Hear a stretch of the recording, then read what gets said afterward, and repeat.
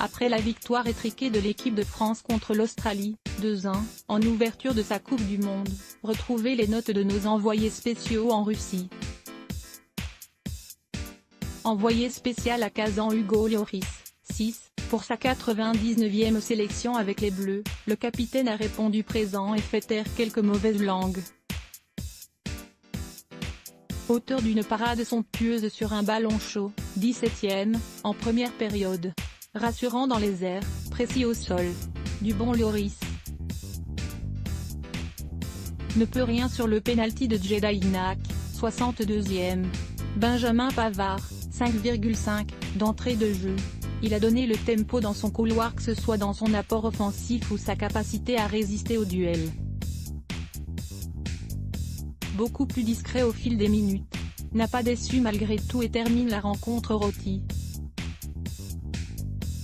Raphaël Varane, 5, dans un match fermé, le Madrilène a fait son job, sans plus. Il n'a jamais diffusé une impression d'assurance totale avec quelques relances incertaines. À 25 ans et 43 sélections au compteur, il doit en faire plus dans son rôle de leader. Samuel Umtiti, 3, coupable d'une main grossière qui relance le match, 61e, le gaucher de 24 ans n'est pas entré dans son mondial de la meilleure des façons. Impossible d'occulter un tel geste. C'est ingrat mais c'est aussi ça le foot de haut niveau. Lucas Hernandez, 6, passé devant Mendy sur cette rencontre, le Madrilène de 22 ans a répondu présent dans l'engagement. Solide, disponible et jamais le dernier pour montrer l'exemple dans le combat initié par les Australiens, il a parfaitement occupé son couloir. Lire aussi, France-Australie, le film de la rencontre Corentin Tolisso, 4, révélation des matchs de préparation, l'ancien Lyonnais a lui aussi souffert sur la pelouse de la Kazan Arena. Très loin de son rayonnement habituel, il a joué petit bras, ne faisant jamais de différence balle au pied. Souvent en retard, il a semblé calé sur le plan physique. Logiquement remplacé par Blaise Matuidi, 78e, qui a fait le travail en fin de match.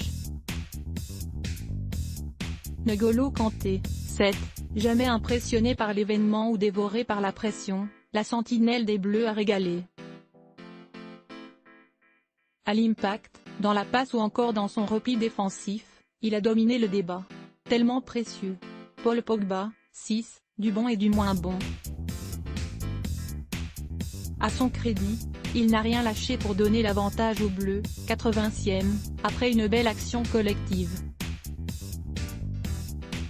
Décisif également pour sa passe amenant le pénalty de Griezmann, 58e. Ce qui n'est déjà pas rien. À sa décharge, peu d'influence dans le cœur du jeu. Antoine Griezmann, 4,5, buteur sur un pénalty qu'il avait lui-même provoqué, 58e, Griou ne s'est pas montré à son avantage. Peut trouver, quasiment aucune relation technique avec Dembélé et Mbappé et des permutations permanentes qui n'ont rien donné. Surpris de céder sa place à Olivier Giroud, 70e, qui est présent sur l'action amenant le but de Pogba en fin de match, 80e. Kylian Mbappé, 4, placé dans l'axe de l'attaque des Bleus, il n'a que trop rarement combiné avec ses deux acolytes. Pourtant, il avait donné le ton d'entrée de jeu avec une frappe dès la 2e minute. Un rendement beaucoup trop insuffisant au final. Ousmane Dembélé, 4, le gaucher de 21 ans a raté son match. Remuant dans le temps fort des Bleus en début de rencontre, il a par la suite peu existé. Beaucoup trop insuffisant dans sa capacité à créer des différences en 1 contre 1. Remplacé par Nabil Fekir, 70e, qui a proposé des solutions dans le jeu court. Coupe du Monde 2018, toute l'actualité et les résultats complètes. Coupe du Monde 2018, Le calendrier complet Coupe du Monde 2018, la composition des 8 groupes Coupe du Monde 2018, les listes de 23 joueurs des 32 pays qualifiés.